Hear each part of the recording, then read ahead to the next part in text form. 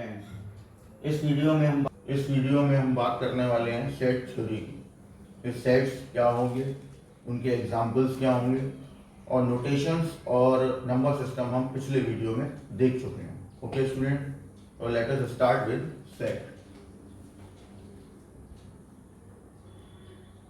Sets की definition एक universal definition. तो डेफिनेशन क्या है? A well defined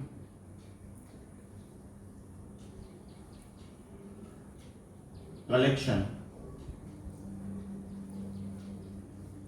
of objects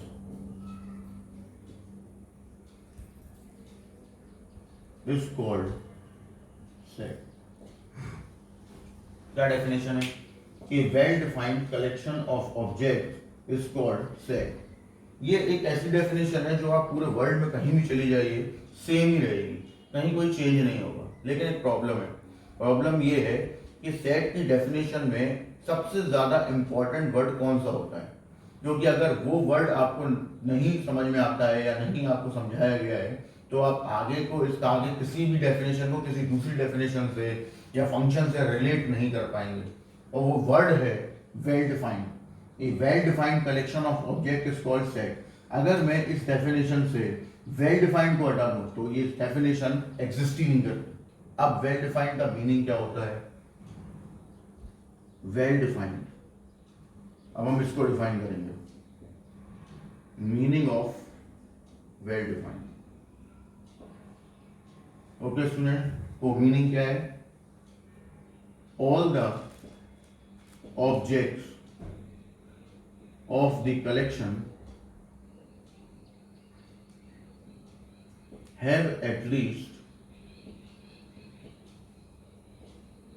one self identity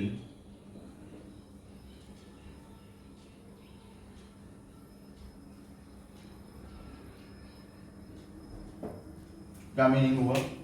all the object of the collection have at least one self identity which differ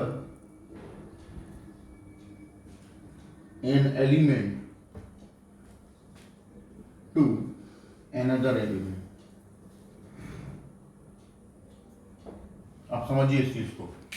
set ऐसा नहीं है कि set हम कुछ भी उठाएंगे तो वो सेट बन जाएगा। सेट का मीनिंग है कि हमारे पास जो कलेक्शन है वो वेल डिफाइंड होना चाहिए।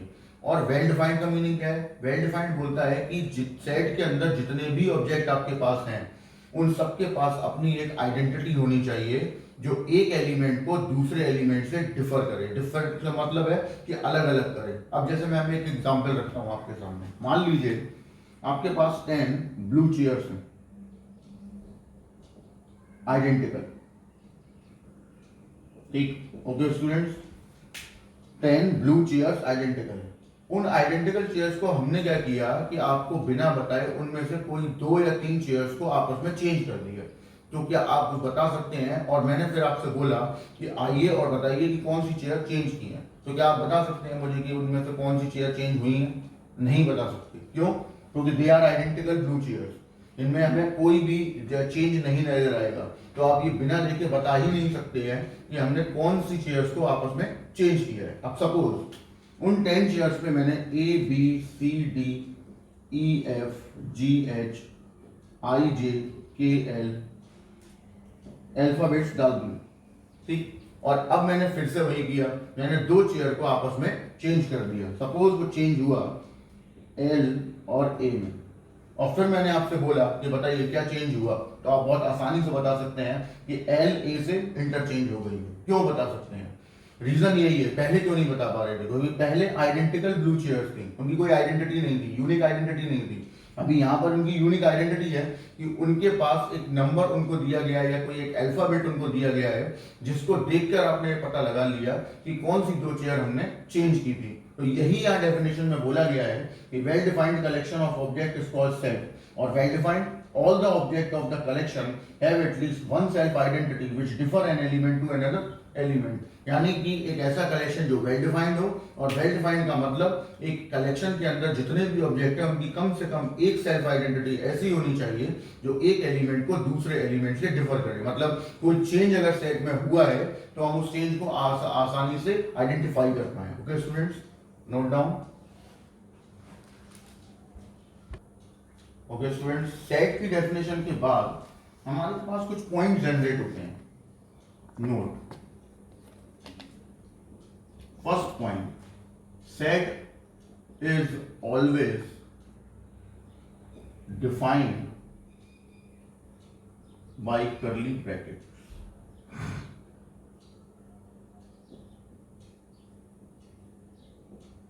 Okay students, set is always defined by curly brackets. set को हमेशा curly brackets से ही डिफाइन किया जाता है.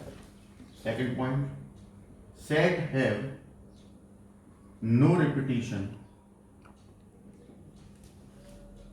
of elements. सेट के अंदर किसी भी एलिमेंट का रिपीटिशन अलाउड नहीं है. क्यों नहीं अलाउड है? क्योंकि सेट की डेफिनेशन बोलती है वेल डिफाइंड कलेक्शन. अब वेल डिफाइंड कलेक्शन का मतलब है कि एक ऐसा कलेक्शन जिसमें जितने भी ऑब्जेक्ट हैं उनकी सबकी अपनी एक सेल्फ ऐसी आइडेंटिटी होनी चाहिए जो एक एलिमेंट को दूसरे एलिमेंट से डिफर करे. और कोई एलिमेंट मान लीजिए रिपीट हो गया तो फिर वो अलग नहीं हो पाएगा क्योंकि उनकी आइडेंटिटी सेम होंगी. Okay. Third point, the order of elements doesn't matter in set. ये पॉइंट क्या हुआ? किसी भी एलिमेंट का ऑर्डर सेट के अंदर मैटर नहीं करता. आप उसको कैसे भी लिख सकते हैं. Example, capital A equal to 1,2,3 equal to 2,3,1 equal to 3,2,1 equal to 1,3,2 and so on. ये सारे के सारे ए हैं. इनमें 1 2 3 लिखूं तो भी वही सेट है, 2 3 1 लिखूं तो भी वही सेट है, 3 2 1 लिखूं तो भी वही सेट है, 1 3 लिखूं तो भी वही सेट है, एंड सो ऑन. और भी हो सकते हैं. तो इसीलिए इन सब में ऑर्डर का कोई इंपॉर्टेंस नहीं है. आप कुछ भी लिख सकते हैं, बस ये ध्यान रखना है कि सेट वेल डिफाइंड कलेक्शन ही होना चाहिए. Okay student, note down. Okay student, next type of sets.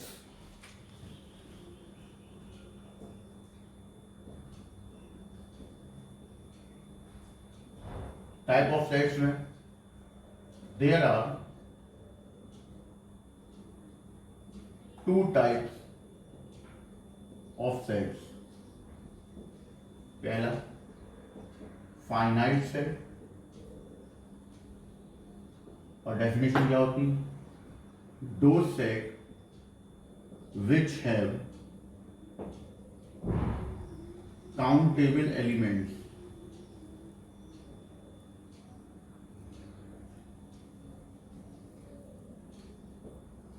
and second point, in finite sets, those sets which have uncountable elements. तो टाइप ऑफ सेट्स में क्या है? There are two types of sets. पहला finite, दूसरा infinite. Finite set, those sets which have countable elements, just like alphabets. Alphabets 26 alphabets. जिनमें vowels, set of vowels भी बोल सकते हैं, A E I O U, that will be 5, and consonants भी बोल सकते हैं, सेट ऑफ कॉन्सोनेंट्स. तो वो होते हैं 21. तो दैट फाइनाइट सेट मतलब ऐसा सेट जिसके अंदर एलिमेंट जो हों उनको हम काउंट कर सकें, वो सारे फाइनाइट सेट में जाएंगे. और फिर उसी का जस्ट कॉम्प्लीमेंट, इसको उल्टा इनफाइनाइट जिसमें अनकाउंटेबल एलिमेंट्स हो उनको हम इनफाइनाइट सेट में भेजेंगे. और इस वजह से एग्जाम्पल क्या होगा? Set of real number, set of natural number, set of integer, set of rational number, set of irrational number, and so on. ऐसे कोई भी सेट जिसके अंदर इनफाइनाइट एलिमेंट्स हो उनको हम इनफाइनाइट सेट्स बोलते हैं. Okay students, note down. Okay students, null. अब नेक्स्ट टाइप सेट के बाद आता है सेट्स और कौन कौन से हो सकते हैं. पहला है नल सेट या वॉइड सेट या एम्प्टी सेट या फिर जीरो सेट.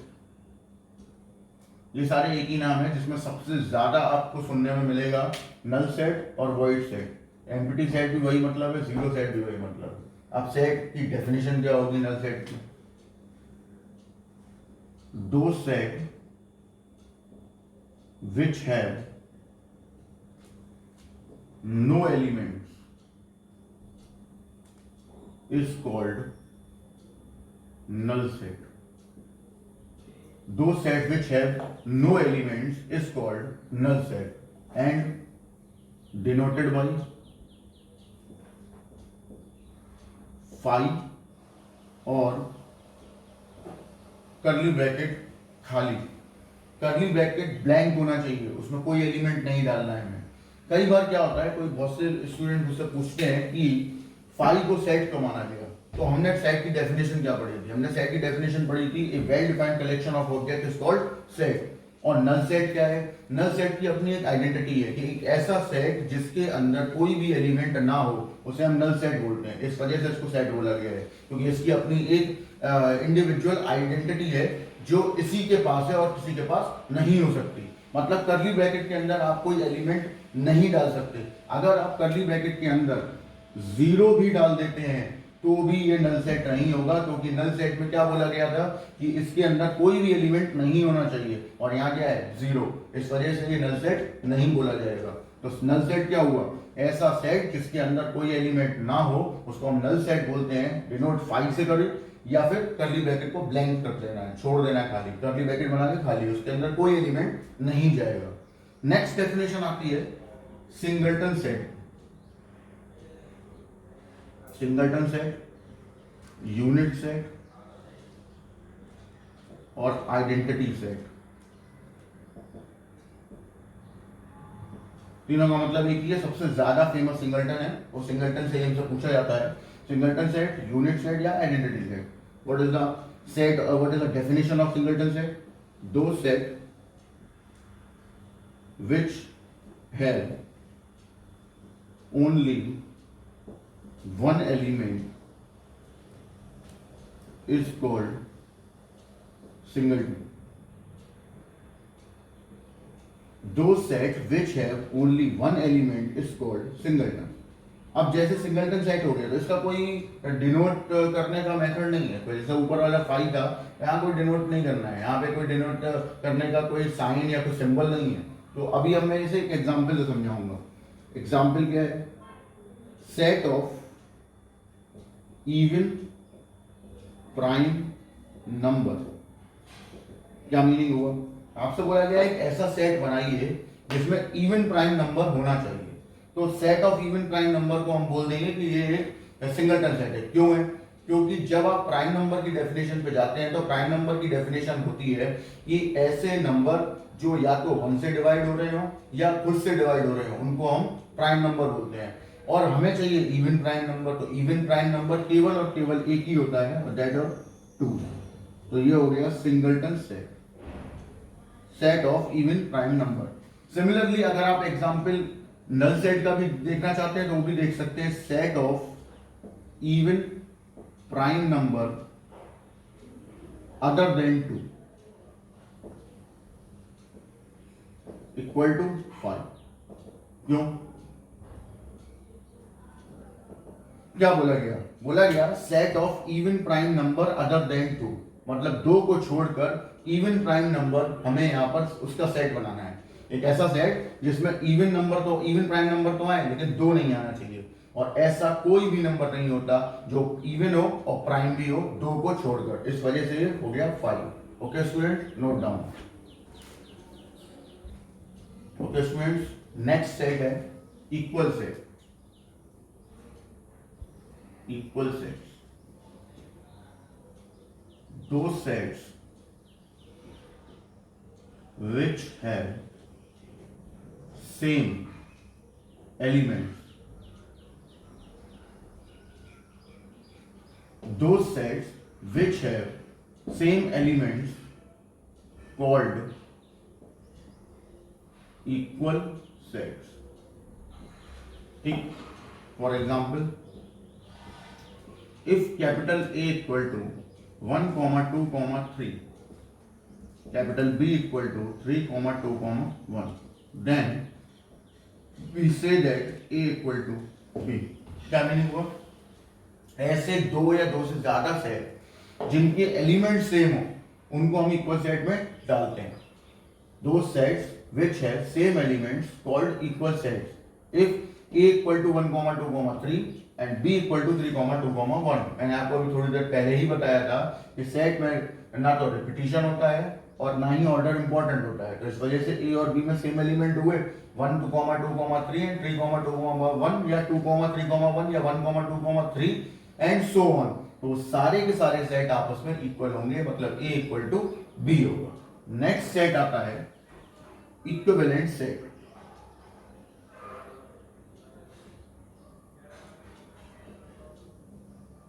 इक्विवेलेंट सेट्स क्या होते हैं? दो sets they have same number of elements.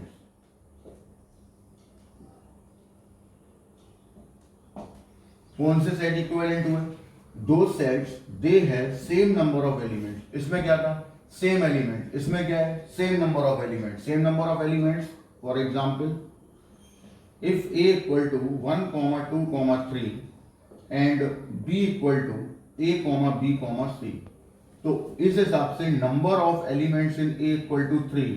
अब ये यहाँ पे भी एक चीज आपको याद रखनी है कि जब भी मैं बोलूं कि number of elements in a, तो आपको ऐसे लिखना है number of elements in a equal to 3 and number of elements in b is also equal to 3, then कह सकते हैं a is equivalent to b।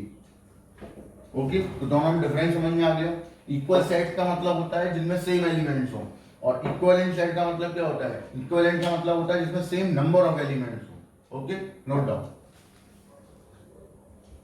Okay student, तो ये स्टार्टिंग की डेफिनेशन है सेट की। अभी हम जाते हैं नेक्स्ट पॉइंट पे, यूनियन,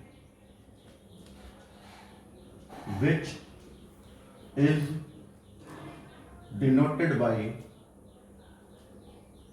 यू। ठीक, यूनियन, ये यूनियन का सिंबल है और ये एक ऑपरेशन है, इसको मैं इस तरीके समझाऊंगा। A union B equal to x such that x belongs to A और एक्स बिलोंग्स टू बी। ये इसकी डेफिनेशन। थ्योरेटिकल डेफिनेशन का मतलब ये होता है कि थ्योरेटिकल, ये भी थ्योरी है, मैंने आपसे स्टार्टिंग में बोला था कि अलजेब्रा की थ्योरी सिंबल्स में होती है, तो आप इसको समझिए क्या होता है।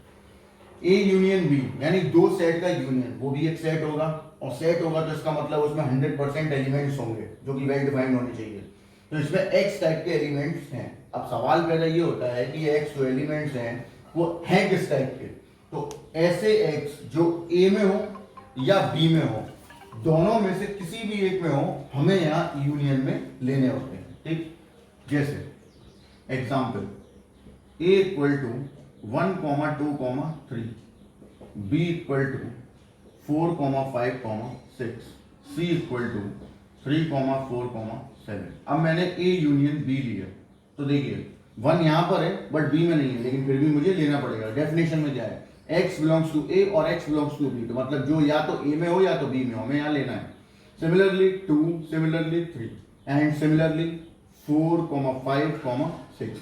इसका मतलब a और b का जब यूनियन लेंगे तो दोनों को कंबाइन करना है, 1, 2, 3, 4, 5, 6, और ये आपका a यूनियन b हो गया। और ये ध्यान में रखते हुए कि कोई भी सेट में, क्या किसी भी यूनियन में या किसी भी सेट में रिपीटिशन नहीं होना चाहिए। सपोज b और c का यूनियन लिया, तो दैट 3, 4, 5, 6, 7, 4, 5, 6, 3, 4, 7। अब यहाँ 3 था, यहाँ 3 नहीं था, हमने 3 ले लिया। यहाँ 4 यहाँ पे भी है, यहाँ पे भी है, यानी डबल है, तो इसका सिंगल ही लिखना पड़ेगा। फिर उसके बाद 5 आया, फिर उसके बाद 6 आया और then 7। Similarly a union c ले लेते हैं, मान लो, तो 1, 2, 3, 4, 7 आएगा। क्यों? क्योंकि 1, 2 यहाँ नहीं है, यहाँ मतलब यहाँ पर है, यहाँ नहीं है, तो हमें 1, 2 लेना पड़ा। 3 यहाँ पर भी है, यहाँ पर भी है, इसका मतलब एक ही बार लेना है। फिर 4, 7, वो यहाँ पर दिया हुआ है, यहाँ नहीं है, इसलिए 4, 7। इसका मतलब ये हुआ कि जो a में हो वो भी लेने हैं, जो b में है वो भी लेने हैं, और जो दोनों में है वो भी एक बार लेना है, यानी कि उन्हें रिपीट नहीं करना। तो that is union. Note down. Okay students, union के बाद आता है intersection. Intersection which is denoted by this sign. Union का जस्ट उल्टा, यूनियन का आपका यू और u को हमने रिवर्स कर दिया, तो दैट इज इंटरसेक्शन। क्या मीनिंग होता है? a intersection b equal to x such that x belongs to a and x belongs to b। क्या मतलब हुआ? पीछे वाले में था और अब है एंड, मतलब ऐसा x हमें चाहिए इस इंटरसेक्शन के अंदर, ऐसे एलिमेंट चाहिए x टाइप के जो a के अंदर भी हो एंड b के अंदर भी हो, यानी कि जो a और b में कॉमन होंगे वही एलिमेंट इंटरसेक्शन में जाएंगे। For example a equal to 1, 2, 3, b equal to 3, 4, 5। अब हमने लिया इनका इंटरसेक्शन, तो दैट इज 3। क्यों? क्योंकि दोनों में केवल 3 ही एक ऐसा मेंबर है जो कॉमन है और इस वजह से इंटरसेक्शन में वो जाएगा, बाकी इसके अलावा कोई एलिमेंट नहीं लेने। नेक्स्ट आता है आपका डिफरेंस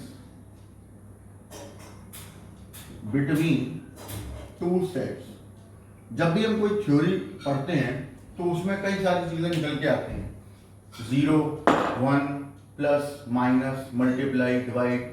सिमिलरली सेट थ्योरी है, सेट थ्योरी में आपने सेट्स पढ़ा, सेट्स के नोटेशंस पढ़े, सेट के लिए जो जरूरी था नंबर सिस्टम वो पढ़ा, उसके बाद हमने सेट के टाइप समझे, सेट के टाइप के बाद फिर हमने ये समझा कि नल सेट और सिंगलटन सेट क्या होता है। उसके बाद हमारे की कुछ ऑपरेशंस होते हैं सेट के अंदर जिनका यूज हमें करना होता है। उन ऑपरेशन में पहला ऑपरेशन था यूनियन, दूसरा ऑपरेशन था इंटरसेक्शन। यूनियन में क्या था?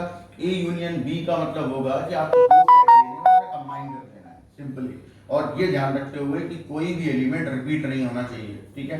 और इंटरसेक्शन क्या था कि कॉमन एलिमेंट निकाल के इंटरसेक्शन में डालने हैं और इस वजह जो सेट आएगा वो हमारा इंटरसेक्शन का सेट होगा। इसके बाद आया difference between two sets. What is the difference between two set? a minus B equal to x such that x belongs to a but x not belongs to b। यानी जब आप a में से b को minus करेंगे तो ये ordinary minus नहीं है, इसमें सेट में से सेट माइनस हो रहा है तो सेट ही मिलेगा, तो इसमें एलिमेंट मिलने चाहिए। तो मैंने क्या बोला, a माइनस बी के पास x टाइप के एलिमेंट होंगे। अब वो x होंगे क्या? ऐसे एलिमेंट जो a के पास तो हों लेकिन b के पास नहीं होने चाहिए, उन्हीं को आप a माइनस बी में डाल सकते हैं। सिमिलरली अगर मैं b माइनस a बोलता हूं,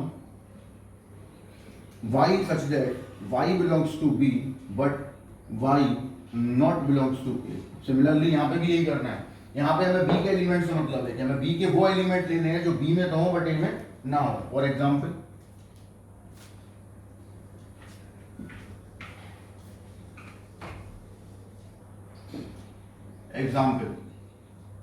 a equal to 1, 2, 3, 4, b equal to 3, 4, 5, 6 और हमने a में से b को माइनस किया। तो देखिए पहले हमने देखा 1 यहाँ पर है बट यहाँ नहीं है, इसका मतलब है 1 लेना है क्योंकि डेफिनेशन यही बोल रही है। फिर उसके बाद 2 यहाँ पर है, यहाँ नहीं है तो 2 लेना है। फिर उसके बाद 3 यहाँ पर है और यहाँ पर भी है, नहीं ले सकते। 4 यहाँ पर भी है, यहाँ पर भी है, नहीं ले सकते। That's all, complete. हमें सिर्फ एक से एलिमेंट से ही मतलब होगा और वो भी उन एलिमेंट से जो a में तो हो बट b में ना हो। सिमिलरली b माइनस है। अब मैंने देखा कि 3 और 4 यहाँ पर भी है, यहाँ पर भी है और b में से मुझे a माइनस करना है, इसका मतलब 3, 4 तो नहीं जाएगा, तो क्या जाना चाहिए? 5, 6। That is a minus b and b minus a। Okay students, note down.